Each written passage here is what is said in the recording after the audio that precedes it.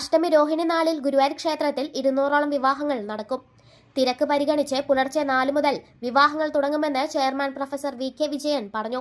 200ഓളം കല്യാണങ്ങളുള്ളതുകൊണ്ട് തന്നെ നമ്മൾ മുമ്പ് 250ലധികം കല്യാണങ്ങളുണ്ടായപ്പോഴും നമ്മൾ ചെയ്ത ഒരുക്കങ്ങളൊക്കെ മനസ്സിൽ വെച്ചുകൊണ്ട് അതേ രീതിയിലുള്ളൊരു തയ്യാറെടുപ്പ് കല്യാണങ്ങളുടെ നടത്തിപ്പിന് വേണ്ടിയിട്ട് ചെയ്തിട്ടുണ്ട്.